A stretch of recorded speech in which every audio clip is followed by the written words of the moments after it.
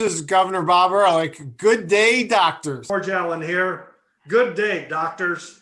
Hey, this is Governor Christie from New Jersey. Good day, doctors. Go! You're watching Dr. Politics.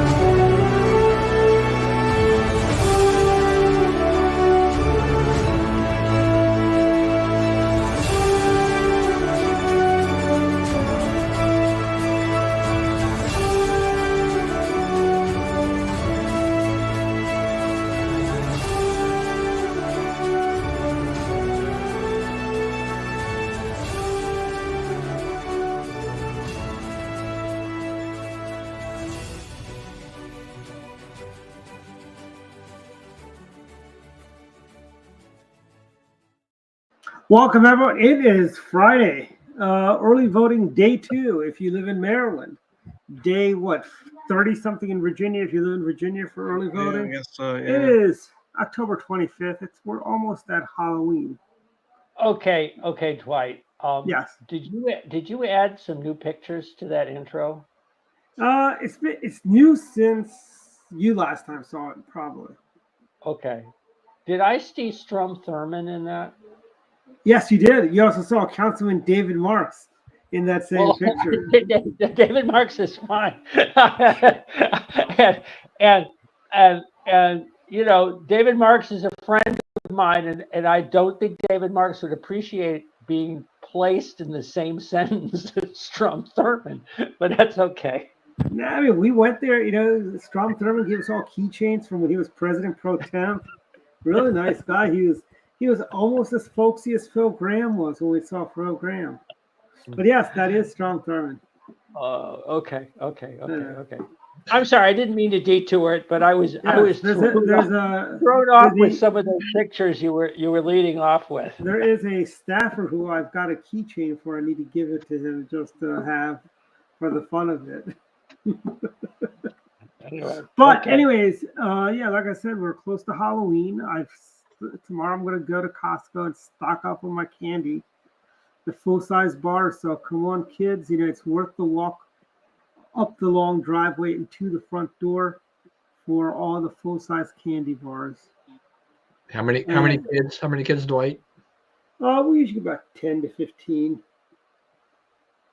Good. But I'm putting out the word. Does the Trump sign attract the kids, or does it drive them away? Nobody's, actually, I should say it's been 2 days since my Trump sign's been stolen.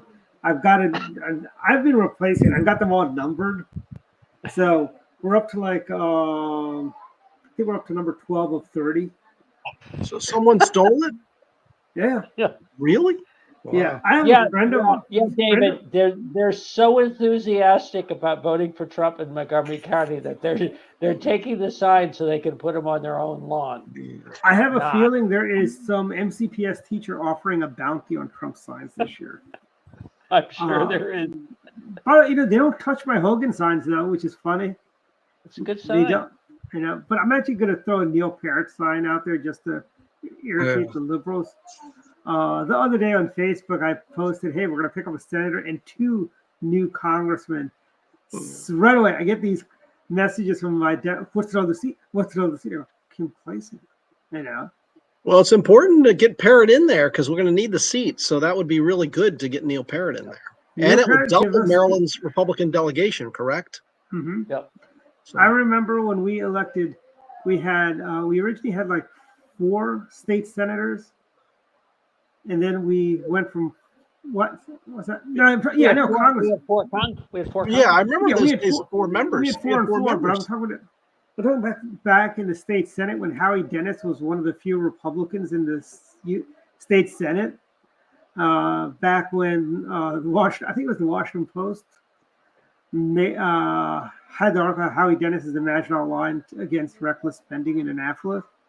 Mm-hmm. But Howie was telling they were so thrilled when we went from 4 to 8 because Howie got in and he was like number 4, and then 4 years later they picked up another 4 seats, you know. And it's like things are changing here in Indianapolis. Yeah. it But was- there's, I think one this year we've got. I think Neil gets in. I think if we play our cards right, we might be able to take out Dutch Ruppersberger's seat, frankly.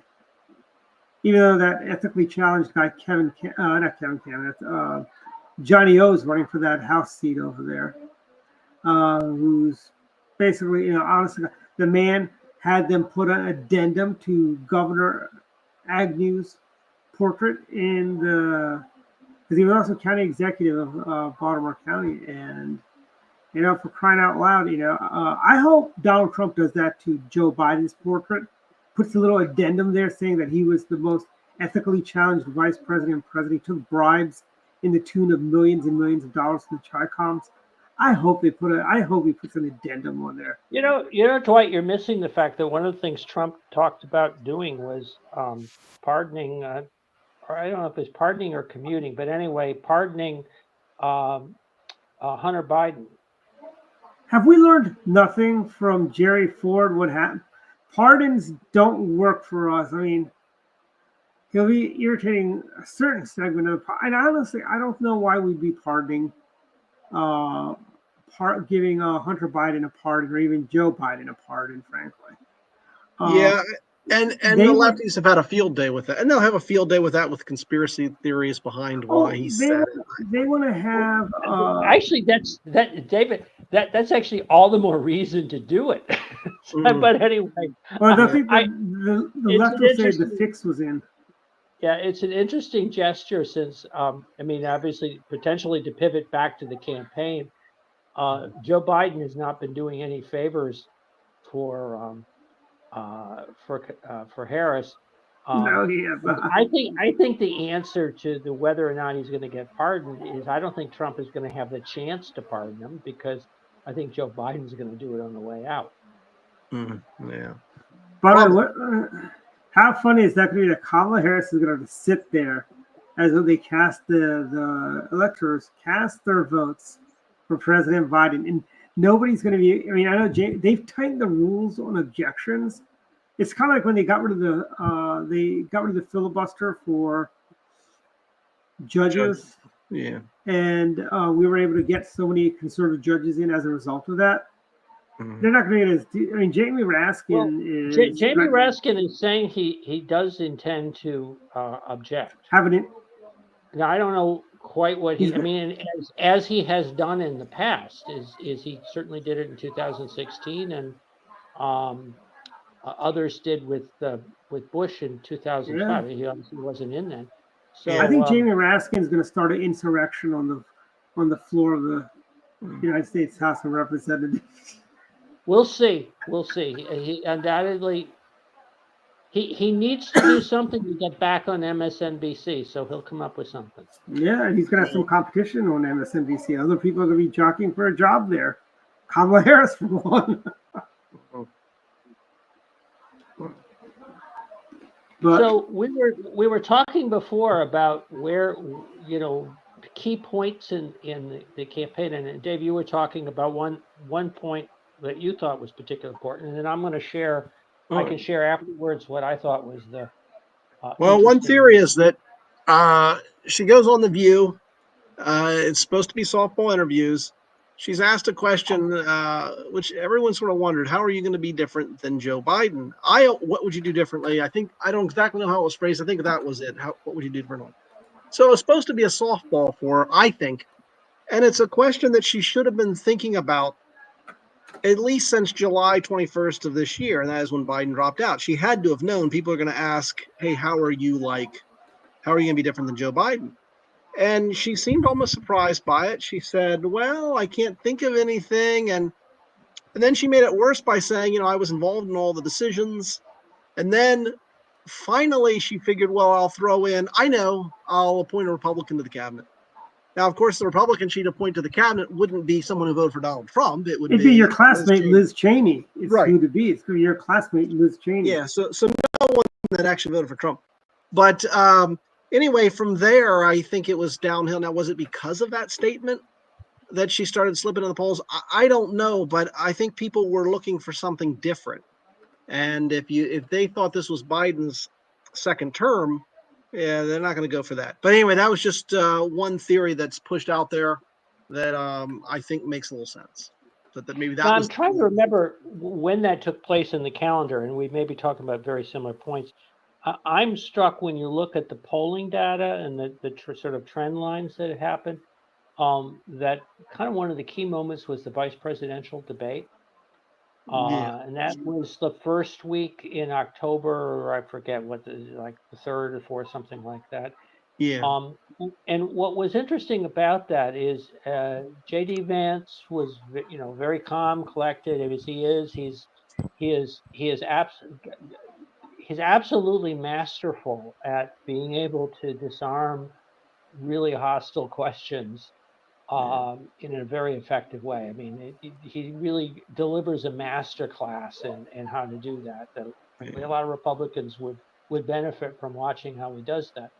But more important than that, what I'm struck is he was able to accomplish the pivot that we were looking for in the campaign. We being Republicans, of course, to focus on the issues in this election as opposed to the personality, the campaign of joy, Trump is bad, all that kind of stuff that seemed to dominate prior to that, and that helped us accomplish that shift where we're talking about, Dwight was talking about inflation, foreign policy, crime, energy. I mean, the key issues that resonate with people.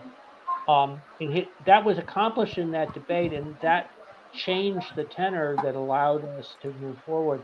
And if you look at that, there was, and yeah, you're right, there was the famous knucklehead thing. But I'm not sure I mean, it did Waltz no good because he had really no good response to that. But I'm not sure that changed the debate as much as Vance being able to kind of cool under fire, respond to the questions, and get the focus back on the issues that really. Well, that may be a good point. Let me channel my inner John McLaughlin and say you're both wrong. It was basically if you look at the Democrat convention, listen to all the speeches. They were hate filled, and it reminded me a lot of the 2004 Democrat convention where they had John Kerry, making his comment about, well, you can be really smart and go to college or you end up in Iraq, and that's kind of was the telling point where you can't run a campaign on, I am not Donald Trump. I mean, John Kerry ran an entire campaign on, him and John Edwards ran a campaign on, I'm not Bush. I'm not Bush. You got to give people a reason to vote for you. I mean, ask Bob Dole that. Bob Dole in 1996, the campaign was, it's he's not Bill Clinton, and. But I think that was the point Mark is making. Just that debate changed things. I mean, up to that point in time, there were a lot of people who had criticized the selection of Vance. They didn't understand why he was on the ticket, except for those that realized that he's maybe the next generation of MAGA. But he was so clear and so good at that, and he did focus on the issue and not the personal attacks. And I think that helped a lot of people say, okay, I can be comfortable with this ticket, because Donald Trump is Donald Trump. There is no changing Donald Trump. But J.D. Vance focusing on the issues, you then get an idea of what this campaign is about. Whereas Kamala Harris and Tim Walz, you still don't really know what's going on. Walz is not helping her at all, and she's not helping herself. I mean, as David pointed out earlier, I mean, she's kind of in this whole motion of, I really wouldn't do anything differently. Biden, as was discussed earlier, is not doing her any favors by saying they're on the same page, right? They're literally from the same page. And then when she's asked, she says, well, for one difference, I'm not Donald Trump, right? And even, I mean, look, even Anderson Cooper is like, so, when the media starts talking about the immigration, the border, she tries to talk about this immigration bill, but she distorts the whole thing. But they still come back and say, but you've been in office for these last 3.5+ years, right? Yeah. So what's why? And then so she pivots. She's pivoted every single time things get hard. And all of a sudden, like, what is she talking about? The question was asked on this, and now she completely shifts to a whole different thing. Never answers the question. Voters have no clue what her policies are going to be at all. And the fact that, she's flip-flopped on everything. Again, like John Kerry, he was for the war before he was against the war, She's flip-flopped on fracking. She's flip-flopped on the border wall. And it's funny, I think, was it Anderson Cooper, she said, where, Donald Trump has a press conference in front of the section of the wall that Barack Obama built. I did not know Barack Obama built any walls during his 8 years. I know there was a wall down in San Diego, in that area, where they built a fence, I should say, not a wall. So one of the best, I hesitate to do this, to do postmortems, like pre-postmortems, like wait for the election to end. However, one of the best pre-postmortems comes from, and I always get his name wrong, Roy Teixeira.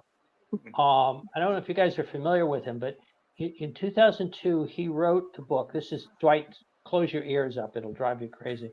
He wrote with John Judas. He wrote the book, "The Emerging Democratic Majority," and he laid out pretty effectively kind of the scenario that elected Barack Obama and obviously reelected him in 2012. Basically, this underclass Black and brown coalition that demographically was getting bigger and bigger, and it was going to be unified with the upper middle class, college educated, more liberals. So that's interesting, and he called that there. But what's fascinating now is his critique of the current Democratic Party, and I think he's got a book coming out, or that's come out, of Where Have All the Democrats Gone? And most recently, in one of the most succinct articles about this election, he wrote about the end. I think it's called The End of the Progressive Moment. And the theory that he has is that there are basically four sets of issues where progressives are dominant in terms of a policy perspective, but that but those policies are wildly unpopular. And so the dilemma that Harris has, or any Democrat has, is when they're talking about those four issues, of having a policy preference that basically they know is unpopular. One is on immigration, two is on identity politics, three is on criminal justice, funding the police, and four is on energy policy. The whole zero emissions. And on each of them, the progressives have a real difficulty of coming up front and center and saying out loud, here's what I want, because you talked about fracking. Being against fracking is wildly unpopular in Pennsylvania, right? And people generally support an all of the above energy policy. They like, if you want to have an electric vehicle, God bless you, but you should have the choice. In Michigan, EVs wildly unpopular. They're unpopular, but the mandate for EVs, you have EVs, God bless if you want to have it, but the mandate really threatens the automobile industry. What's fascinating, let me just finish the loop on this. So he is so out of step now. This is the guy who predicted the Obama coalition, that he's now actually moved from the last couple of years, moved from the Center for American Progress, which is a big Democratic think tank, over to AEI. Now, it's not that he's changed his views at all.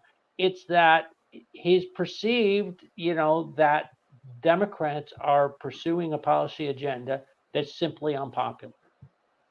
Well, it comes back to this whole thing about, one, there's been a poll that shows we're leading +1, which I don't think has happened since maybe, I don't know when the last time the national polls people were leaning Republicans ever was plus anything. I don't even think President Nixon was +1 in 1972. No. You know, and the fact, and he was the most hated Republican until President Trump, frankly, or actually maybe most hated until the next Republican president. Right, exactly. You know, well, Dwight, let me I just want to clarify what you're saying is you mean on a national poll? Yeah. National poll. You're talking about the CNN one, but it's been 40 years. It's been since Reagan. Yeah, I didn't know that. Well, I didn't know that. And if you look at Real Clear Politics, they've got, Wall Street Journal has President Trump up by 3. Forbes has him up by 2. USA Today even has him up by, no, that's the margin of error. Harris is up 1 in USA Today. Emerson, Harris is up by 1. But Atlas Intel, Trump is up 3. Fox News is only up by 2. Well, Rasmussen, right? Yeah, Rasmussen. and the fact, and here's the ultimate insult there is the fact that why is the LA Times, Teamsters, all these labor unions, including the Washington Post now, said they're not endorsing for the presidential. And that has never happened, I think. And they've never found a Democrat they didn't feel they could endorse. But Dwight, the answer, I'm sorry, I got to get this line in. I've been dying to share it. So the answer for the LA Times and the Washington Post, you can write this down. Ownership has its consequences. Right. So both papers, editorial staff writers quit because they couldn't endorse Harris, while basically the owners of both papers made what was I won't mischaracterize it, but some suggest it was a business decision on the part of at least Jeff Bezos. But we'll give him the benefit of the doubt that he's decided to be more of an independent newspaper. Yeah, they're not going to so write that down. Going forward. Ownership has its consequences. Well, I just think that they probably figure she's not going to win, and they're not going to endorse Trump. But then again, why upset him? What do you get out of that? So this is a paper that endorsed Walter Mondale. The Washington Post endorsed Walter Mondale. But let's face it. The family owning the Post, the Grahams, didn't own AWS. So that's true. Yes. I'm sure those business considerations had nothing to do with it. Craig, we're happy to have you weigh in on that one. But it's funny is the Washington. The funny thing about that whole democracy, they changed that during the Trump year, the Trump administration, right? 2016 is when they started that. When Trump became Biden president. gets elected, and they keep it on there. I thought for sure they would have just flipped it and done something different, but it's been there during the entire Biden administration. It'll probably stay unless they decide to do something else during this. If Trump wins again, but we're also in an era where newspaper endorsements don't carry the same weight that they used to. Who is reading a newspaper, right? Yeah. The physical newspaper or even online. There are people reading some online, but people aren't really. The weight of the endorsements has just diminished greatly. Well, yes, particularly Taylor Swift's endorsements probably more important than celebrity. How'd that work? Didn't she endorse Hillary? Springsteen's endorsement, right? Yes. I'll tell and I'm a fan of Bruce Springsteen, but shut up and sing. Nobody cares what you think on politics. Go live in your Asbury Park, New Jersey estate, and just leave us alone. Count your money. It's kind of reminds me of an episode of where basically Sideshow Bob ran as a Republican for mayor of Springfield. And these people are going into the balcony. Krusty is going in there, and Krusty goes, well, I don't like the fact that he tried to kill me, but I do like that he wants to give people like me tax breaks, And Homer's in there. Homer goes, well, I don't like his kill Bart policies, but I do like his kill Selma policies. And basically Krusty, Sideshow Bob became mayor of Springfield until it was discovered he was cheating. But anyways, But my point is, I think I suddenly dropped into a different show. I have no idea what you're talking about. Don, do you understand? Paraphrase Kamala Harris. You've been going through this every week. You know, you haven't been around. This happens all the time. Come on. I know. It's like in different cultures,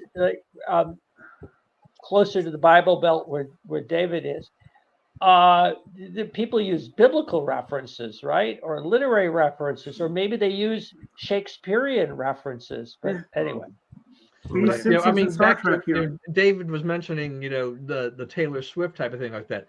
The media makes a big deal about Taylor Swift and her kind of her influence and everything like that with her endorsement. Really all it is it gets people to go to the website, government website, maybe register to vote. But it doesn't mean any of these people are actually going to vote. It's just kind of like, oh, Taylor Swift said to do this, we want to do this.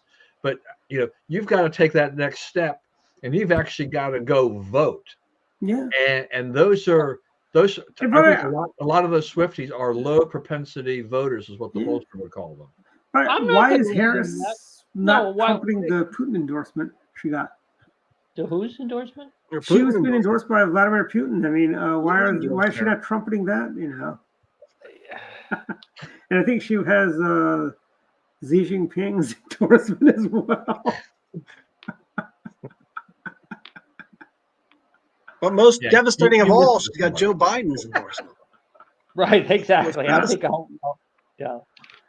except Joe has not done her any favors. I mean, there's kind of a picture at the funeral where Biden is talking to Obama, and I mean, I'm not a lip reader, although I've seen some AI attempts to interpret sort of onion style what they were talking about. But I think he was probably saying, "I bet I can get more people at my funeral."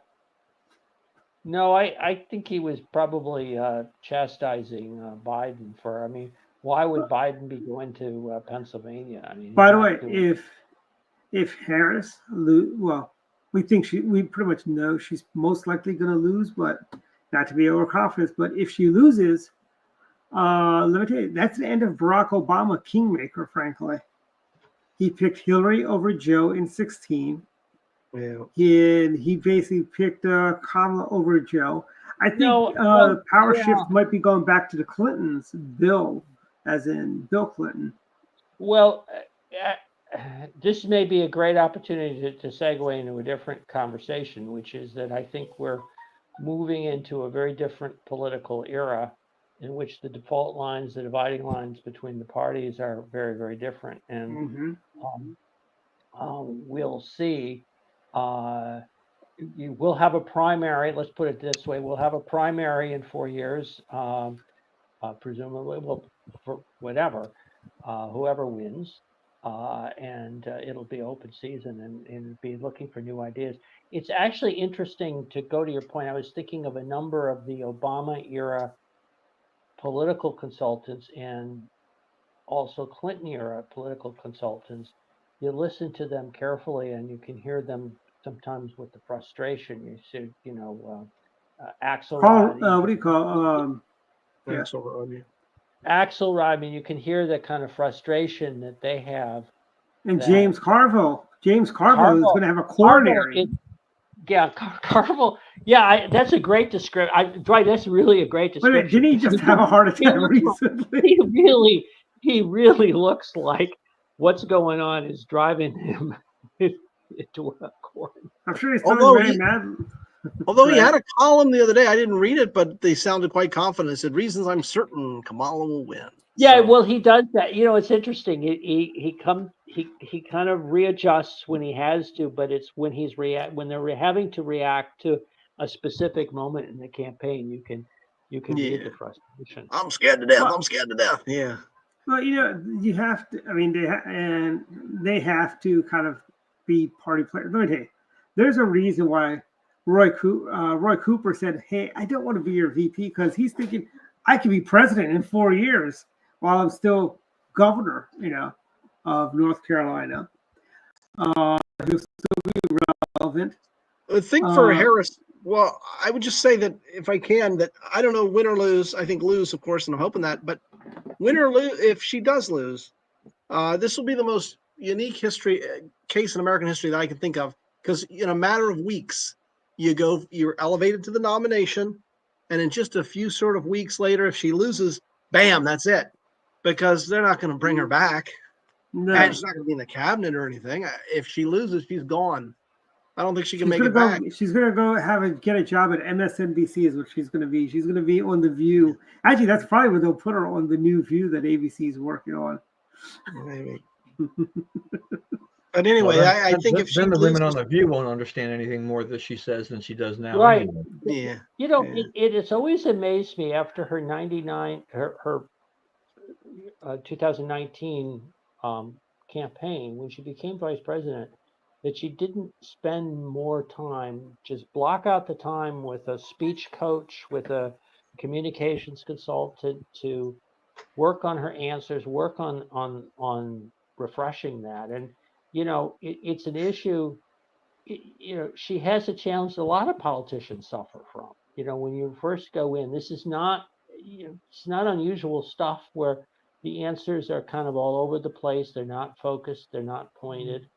And it's a skill that is developed over time, and there's strategies of doing that. You know, you come up with 20 questions and you practice the response and you critique them and you get feedback and you go back and forth and you try it again. And it's frankly usually pretty easy to figure out what those 20 questions you're likely going to have, and then you kind of go back and figure out what's going back. And it's like campaign 101. I mean, Dwight and I, let me plug the toolbox again. We've got our campaign toolbox, and we got slides that say, here's how you prepare for an interview. Here's how you respond to a hostile question.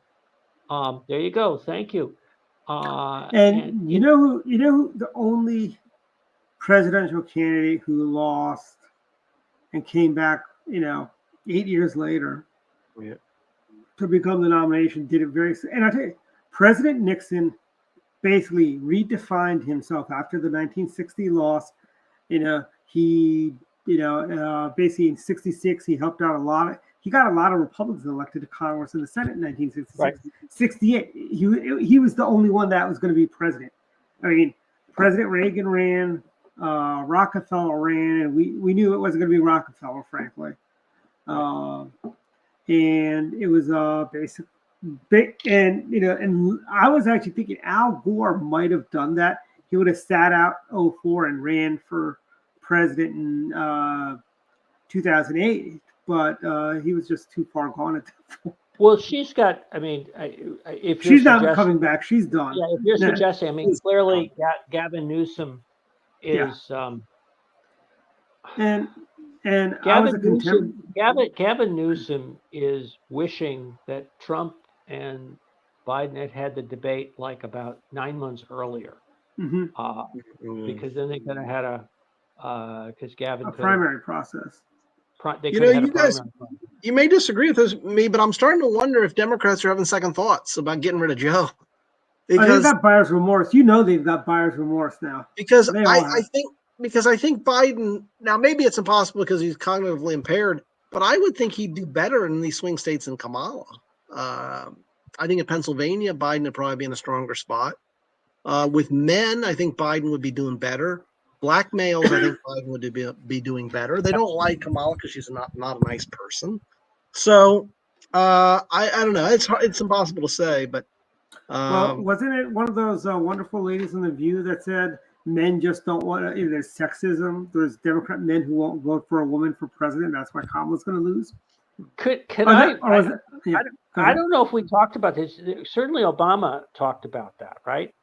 Mm-hmm. And black men, and this is terrible sexism, what have you.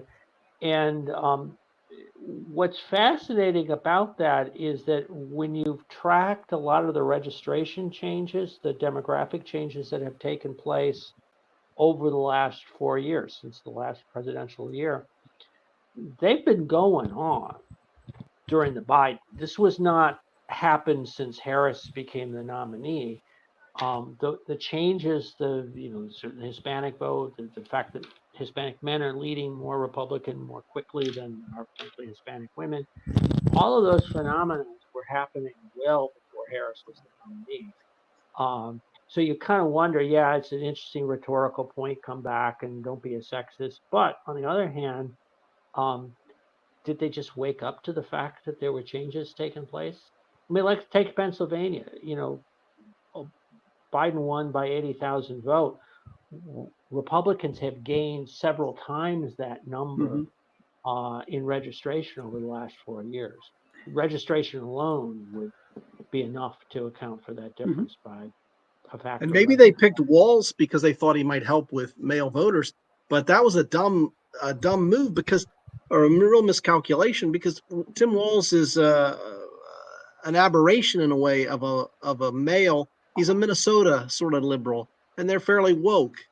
And they're they're not even Democrats. They're like farm Democrats. Yeah, farm labor Democrats in Minnesota. Well, the other thing is the wokeness. I'll just add this: that I think men don't respect the other man, the woke male. I don't think they think much of him, and so maybe that's why Walz isn't going to help at all with male voters.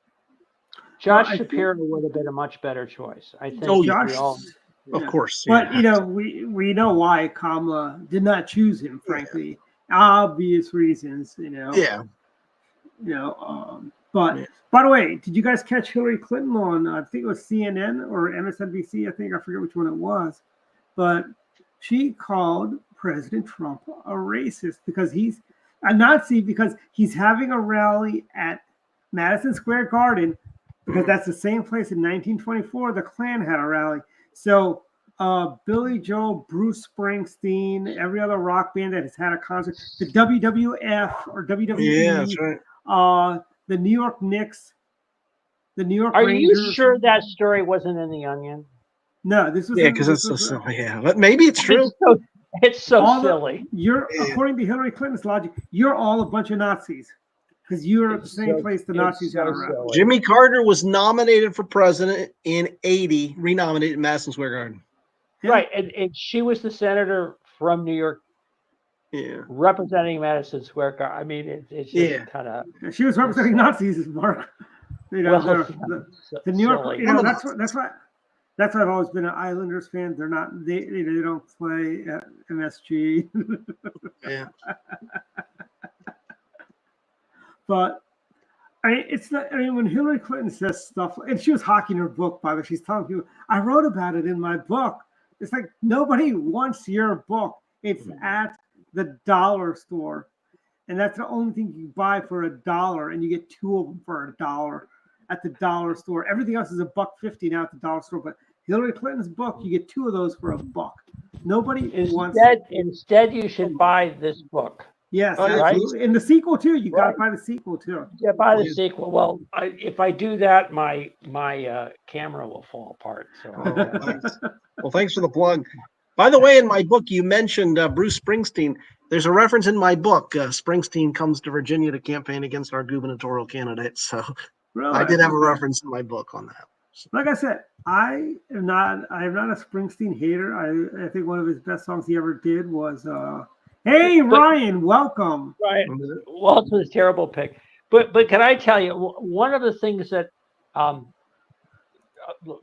me make a positive half full. One of the things we've been very fortunate with as Republicans is that Trump has been a much more disciplined candidate during the last month than frankly he has tended to be sometimes in the past. One of the exceptions to that, and maybe there's frequently method to the madness to how he responds to stuff. If you step back later, you understand it. But was picking a fight with some of his celebrity endorsers, non-endorsers. It's like, okay, who the hell cares? But then on the other hand, it does keep him front and center, and he manages to position himself culturally. So, but you're right. You're right. He's mellowed a good bit, and this is a much more disciplined campaign. It's a kinder, gentler Donald Trump. Yeah, so he's been much better. And one point I want to make about what a great retail politician Trump has become is the McDonald's event. Well, he's passing out, people coming through drive-thru, he's passing out the food. This one guy says to Trump, he says, "Oh, thank you. You've helped ordinary people like me." Trump's response was, "Oh, you're not ordinary. I can tell you're not ordinary." And it's just a great retail politician, that Trump is. Unlike Kamala Harris, who, when the protesters shout, "What, Jesus is Lord," and she says, "You're in the wrong rally," and then of course she has her hideous cackle. She's just not a good retail politician. And by the way, on that same thing, there is a YouTuber named Nate Friedman. He's got the Nate Friedman Show. He spent a lot of time in the Edison, New Jersey area, which is Little India, frankly, where you don't see a single non-Indian person for miles and miles and miles. Anyways, but he was there talking to us. So who are you going to vote for, Kamala Harris or by the way, I found this out. She is going on Indian television programs calling, "I'm just vote for your auntie Kamala." And but everyone there is like, "No, we got to vote for Donald Trump." He's a businessman. We're business people. He understands us. And that's telling. I mean, because she was trying to banking on she had these commercials running, which I don't know why they won't put it up on her YouTube channel, about Asian hate, where how Asian hate started under President Trump. Until President Trump, there was no Asian hate. I'm like, where have you been? Have you forgotten about the Transcontinental Railroad and the great state of California, Kamala Harris's adoptive home state? or Japanese internment in World War II. Yeah, yes, absolutely. FDR. And they accuse us of being the Nazis. They're the party of the Klan, slavery, internment. The Trail of Tears was also brought to you by today's Democrat Party. And somehow we get blamed for all those bad things. Yeah. Well, we get accused of doing I've noticed that from them, they always accuse us of what they do or what they believe. Always. So. Projection, I think, is the psychological term. Rush Limbaugh had a funny line when Dan Rather dummied up those documents for the Bush campaign in 2004. He goes, "They have become the thing they hate the most." Because until that point, the most hated Republican was President Nixon. He goes, that is an interesting to bring up CBS, because they're rather biased. Biased. Yeah, it's an interesting dynamic. Obviously, one of the controversies right now is the editing that took place on the 60-minute interview, where the preview showed Harris saying one thing and then the final product said something else, and the explanation is, "Oh, well, we edited it for consolidation, what have you." And the question is, how much do they edit it? And it certainly brings to mind what happened. God, was it 20 years ago? 20 years ago with the Dan Rather attack on George Bush that completely fell apart as a fabrication. And it happened about 20 years before that with the Westmoreland interview. CBS has these stretches of 20-year cycles of more than 20 years ago. But maybe this is the trend for me tonight, but if ownership has its consequences, CBS News is on the CBS, the parent company, Paramount, is in the process of being purchased. And by all reports, the new owners are chomping at the bit to clean house at CBS News, and that'd be good. Alarmed. Without getting into all the specifics, because that's kind of off topic for this particular show. But many of those people at CBS, this is their last gasp for that. I don't know what will come in its placement, and I'm not sure what the role of CBS News is anyway. But we will. They will be facing new owners. Well, I mean, and that brings up the general question, though, about ownership and the future of the mainstream liberal media overall, right? I mean, we kind of touched on that already with the LA Times and with the Washington Post, but these news organizations are real. They're having a hard time. I mean, it's the viewership is down. Their bias, really has exposed them And in this era where all you got to do is set up a YouTube channel or just post a live video to Facebook or Instagram or TikTok, it makes them more and more irrelevant along the way. They're trying to find a way to just kind of keep up with everything that's going on, and it's a real struggle, for all of that's going on. I mean, Fox News tends to kind of keep chugging along, but CNN, for all intents and purposes, is pretty much dead in the water. It's just sinking further and further away. And you said, CBS, we don't know what the future of CBS really is. I mean, ABC still, a big question mark, because the parent there is having their own issues. So, they became parts of bigger corporations, but the corporations start struggling with issues, and the news operations have problems because they can't report the news. They lost their ability to report the news long ago, and so these biases, people they're tired of it. I mean, they can get their news in so many different ways. Do we need those major networks? How many people want to pay attention to those guys for their news anymore? People are getting their news from so many other sources now. And the thing about it is, Dan Rather, CBS News, when I was a kid, you guys were a kid, had a great, they were living off a great name because of Edward Murrow, Walter Cronkite. My father, remember, Walter Cronkite was, I don't romanticize, but Walter Cronkite hated President Nixon. Yeah, he was lefty, but that's not my point. Is that they came across in such a way that people thought they were respectable, and what happened was the network got destroyed by Dan Rather. Dan Rather, who replaced Cronkite, destroyed them with the Bush AWOL documents. Finished them off, and that was the end of them. Remember, CBS has a history of, you go back to the Westmoreland coverage. I knew you were going to say that. You love bringing that one up. CBS and the Tet offensive. But I think the two of you are saying two different things, which is that the bias that you're accurately describing was not understood by the general public. The public trusted CBS. And it took time. It really took a lot of time and a lot of abuse of facts before their bias became apparent. It really, it didn't happen right away. And frankly, I think took the availability of a lot of other outlets for CBS to become much clearer that maybe they were just not as reliable. Well, yeah, I mean, now anybody can fact check them, right? I mean, right. So that's a problem for them.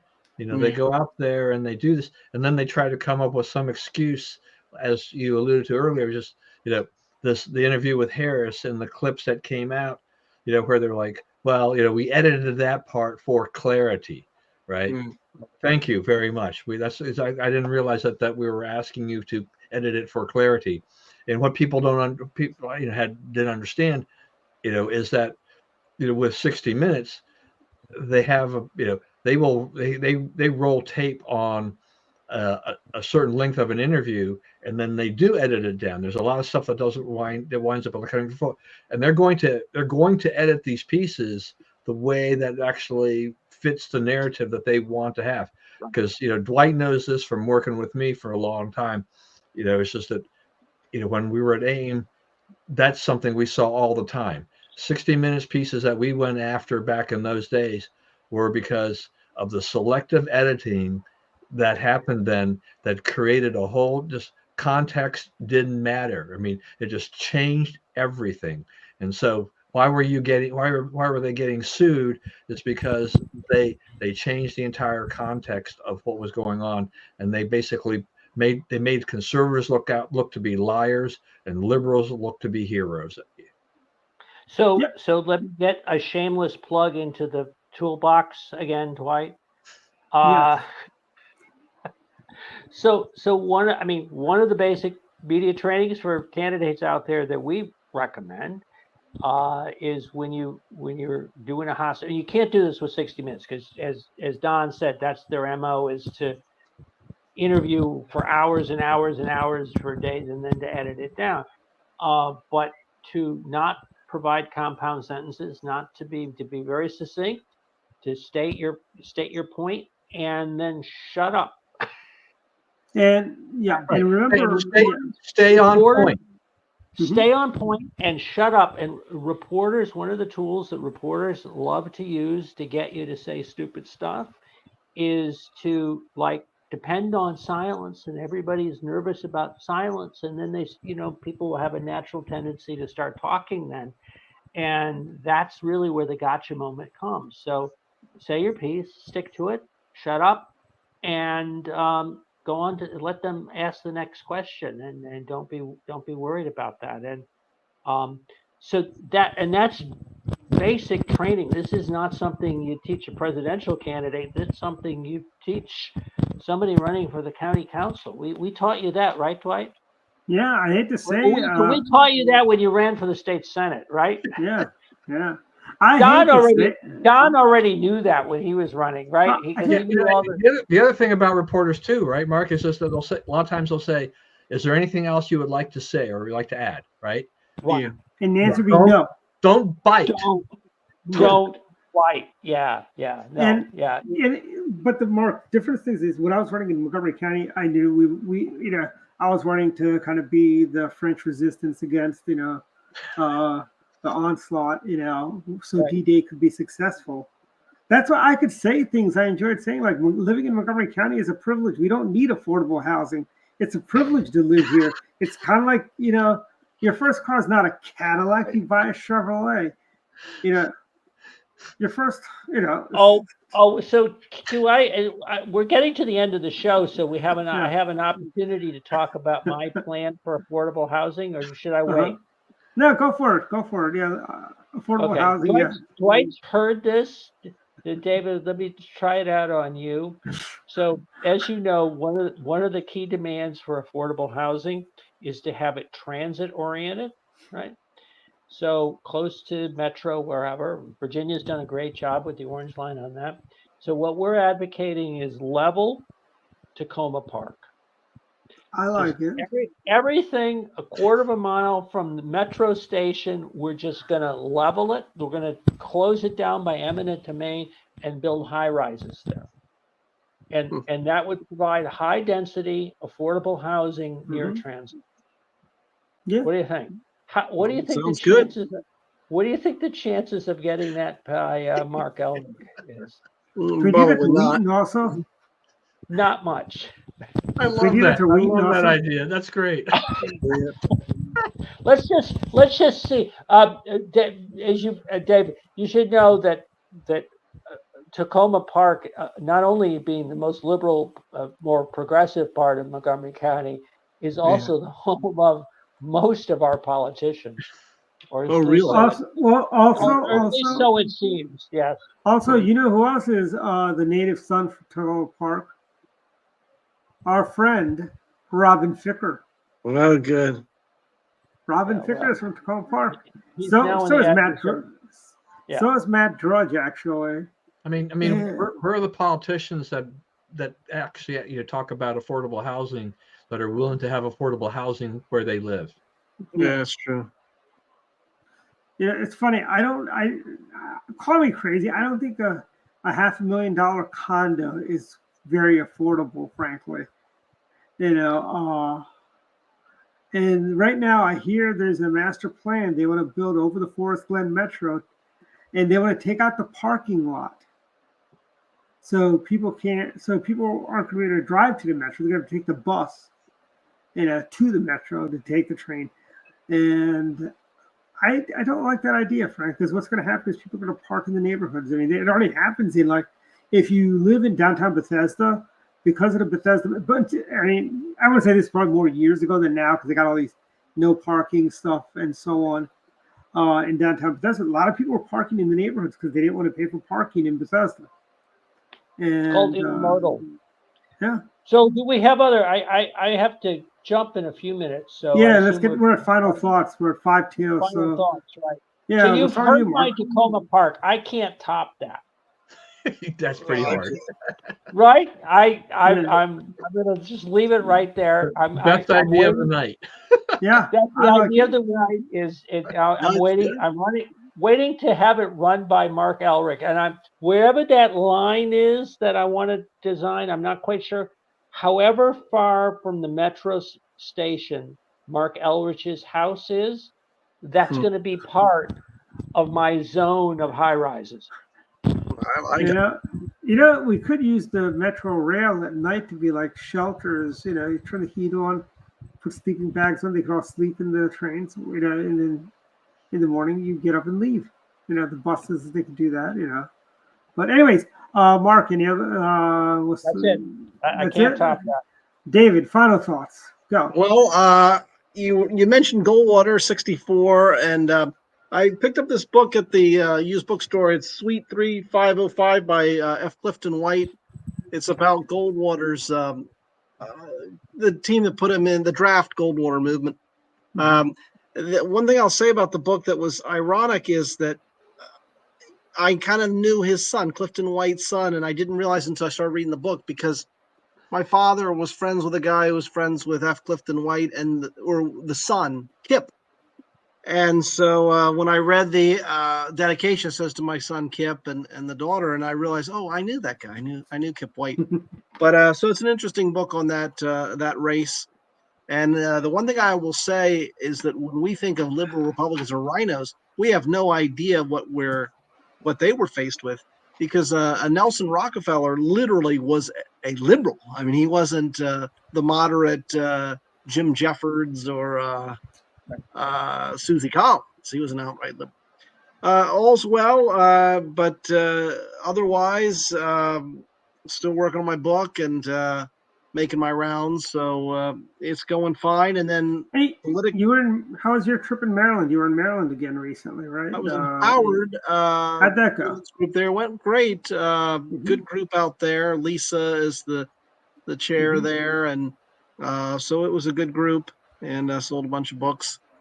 And I'm looking forward to. Well, I got to vote. I still have to vote. I'm not going to wait for election day. I'll vote early, but people are criticizing me for waiting this late. I think it's going to be good. There's a new poll out showing Virginia's really tight.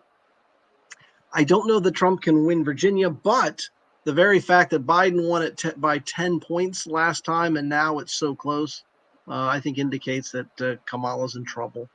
So do you think if he's got a good night, Hung Kao will have? I think Hung Kao will do. I think Hung Kao will do well. I thought he did well in the debate. I saw him last week, so he seems energized. And we still have a chance of flipping a couple congressional seats. So we're looking at which will be the 2nd and the 7th, I believe. And maybe that's the old Frank Wolf seat, right? 7 is the old Frank Wolf. The 10th is. Okay. Any chance we'll get that one? I think so, although that's grown a little tougher than it was 3 years ago. But the 7th and the 2nd, I think we can win. Otherwise, doing good. I think we're looking at victory every day. I have to check myself not to get too optimistic. But I think Kamala is just so bad, and that town hall, I saw some of it. It was horrible. She just didn't answer the questions. Word salad city, as Axelrod would call it. I don't think she's gaining any votes by speaking. I really don't. So maybe she should just be quiet and count on the anti-Trump stuff. And the other thing that annoys me is the whole, and this shows desperation to bring in my opponent's Hitler. Don't vote for my opponent because my opponent's Hitler. I mean, he had 4 years as president of peace and prosperity, and you're calling him Hitler. I think it won't fly. Maybe, it didn't even work for Hillary, and Trump didn't have the track record. So, but we'll see. But that's about it. So just make sure to vote if you haven't voted, and that's all I got to say. Final thoughts, Don Irvine. Yeah, I think to piggyback a little bit on some of the things that Dave was saying, I think like for Virginia, and states like that where Biden, had won previously, if Trump runs close or if he wins some of those other states, it's also the down ballot, right? What we're looking at too, that can be lifted tremendously. So if there are more votes for Trump in any of those states, will probably help lift the other candidates down ballot and help and that'll be great because, I'm a little concerned about California and New York in terms of the down ballot. I mean, the congressional races there are going to be tough. So we need some of these other places to pick up to try to offset potential losses in some of these other states if the Republicans are going to hang on, in control of Congress going forward. But yeah, it'll just be interesting. One of the other things too is that so I look at, once or twice a day, I kind of just check Polymarket to see how the betting market, and I had never paid attention to it before this campaign, but I've been watching it during, since it's been Harris, and Trump, and we're seeing where now the narrative is, people, the crypto people are manipulating this market. They were all fine when Harris was leading it, because Harris actually had a lead after her debate and everything like that. No problem, no complaint. But then all of a sudden, Trump goes to 60, 64%, and now they're panicking. They're like, oh, this is being manipulated. These bots and whatever have bought, into this, and they're just, they're altering, they're just kind of taking over this whole thing. So it's basically whose ox is being gored here, right? And in terms of, they were fine with it when their candidate was ahead, but as soon as it flipped, all of a sudden it's like, no, see, this can't be. It has to be a manipulation by the crypto people who are supporting Trump, et cetera, et cetera. This is all, so you can't trust that anymore at all. But there's a lot of money, going into these things. Go ahead, Mark. So I was going to say, Don, so there's a line that everybody uses when they're behind the polls, and that's a little like what you're describing, which is, well, the only poll that I have any confidence in is the final poll on election day. And I have to say, any candidate that if that's what they're saying, they're in deep trouble. But I'm sorry, I interrupted, Dwight. No, that's fine too. And as far as all this campaigning here in the last 10 days or so, looking for those undecided, we've already had a lot of votes cast in early voting. There probably are very few people that are undecided. I mean, but thanks to with early voting and with mail-in voting, a lot of the votes they're coming in. You're going to have a lot of votes that are just baked into cake. Those are cast. That's it. You're now dealing every day with a smaller number of people that you're going to be able to convince, that you're the person to do it. And as Dwight looked the Real Card Politics, which reviews, and they just list a whole slew of polls. If you watched it over the last month or so, what you now see is even the more liberal leaning polls like Bloomberg and things like that, there has been a market shift where Trump is now pulling even or maybe slightly ahead in a lot of battleground states, still within the margin of error, but it's still a shift. And that shift that's all good. And the Republicans apparently have done a much better job now on early voting, with the Democrats. I mean, the Democrats, that was their bread and butter. And they do that. If they do this, if they can stay there with that and still provide the bounce that they normally get from in-person voting on November 5th, then this is Trump's. This is an election for Trump. Plus, it's an electoral college. It's not popular vote. I think we're going to see that Trump is going to have the edge here, but it'll still, none of us have got the real crystal ball. We can't predict with any real accuracy, but I think that the momentum, and you can see the desperation, as Dave has referred to in the Harris campaign. This just shows. I mean, when you call your opponent, when you actually call him outright. I mean, Trump has called Harris a fascist, but he says a lot of things thrown out. But she's asked point blank, is Donald Trump a fascist? Yes. Karine Jean-Pierre, is Donald Trump a fascist? Yes. Joe Biden, is Donald Trump? Yeah. I mean, they're now trying to think that, okay, our campaign now is Donald Trump is a fascist, so don't vote for him. It's like, that's not a policy. It goes back to what we were talking about earlier. What are the policies? What is your policy on immigration? How are you going to fix the economy? What are you doing on energy? Those kinds of things, the things that people care about, the things that the Democrats are not doing well on. So this is not going to be a good thing for them. Craig brought up Dodgers versus Yankees. I was going to say they're meeting for the 12th time, the most two teams have ever met in history in the World Series. It's going to be an interesting series. I'm leaning Dodger blue, but yes, thank you. I too. It's not like I hate the Yankee Empire because they've got some good players. They got but this is a World Series filled with mega stars. But I think Shohei Ohtani and the crew will get it done, despite Dodgers pitching being a little bit rough at this point. And I think the Yankees. Who are you rooting for, Craig? And Ryan, smash the like button and subscribe. But I feel you've probably already subscribed. But smash the like button for the YouTube algorithm. Any other final thoughts, Don? Yeah, that's it. Back to you, Dwight.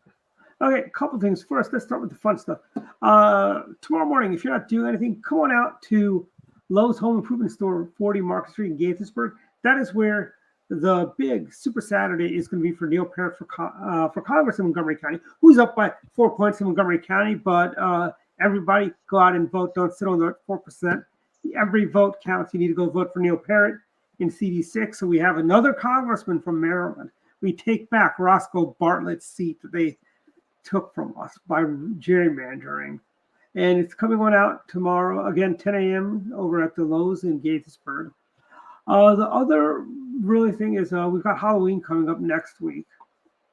And Joe Biden and Kamala Harris, you guys all sitting down, so you're going to get shocked when I show you these prices. Look at that, $24.92 for a bag of candy. And these aren't even the full-size bars. You know, that is what 4 years of Joe Biden and Kamala Harris has done to you. That's why you have to go to Costco.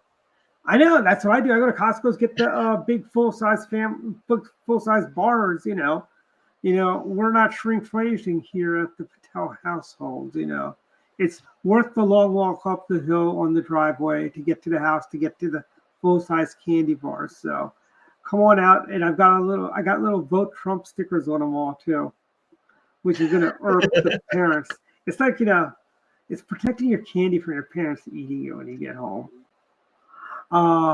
So we've got that. Also, again, today we said farewell to our friend Diana Waterman. And real quick, Mark, do you want to break some news about what certain people found when they went to get their folder for their ballots? No. You don't want to break that? Okay. But we're on top of things. Okay, good. But that's kind of the chicanery that you think the Democrats would do. Right. But anyways, and other final thoughts, go out and vote. Vote for Neil Parrott, vote for Larry Hogan, vote against question no. And let me also tell you this. You can be pro-choice and be against question no too. Vote no on one, I should say. It's okay, trust me. Abortion is not going to be banned in Maryland. You'll be able to, all you liberals, by the way, the other thing that's been really irking me of late is those commercials against Larry Hogan. All these people, and I'm like, why don't it just be, if they were honest, they'd say, well, we don't trust Larry Hogan to give the Republicans a majority. So, if you vote for Larry Hogan, I won't be allowed to kill little babies. That's, if you say that kind of hurts their feelings, but it is what it is. They are making up lies about Governor Hogan, frankly. So many times I wish, I wonder, it'd be so nice if that were true, but it's not true. Larry Hogan is a moderate in the mold of Mac Mathias and Nelson Rockefeller. That's the kind of Republican he is. So vote for Larry Hogan. You'll be just fine. And vote for President Trump and Neil Parrott and all the Republicans on the ballots. And vote for all the MAPS endorsed candidates for Board of Education. Wow, that's a lot. I'm done. Right. That's it. Yeah, that's my final thoughts. Yeah. So, yeah. Good night, everyone. See everyone next week when we'll be a stone's throw from Election Day.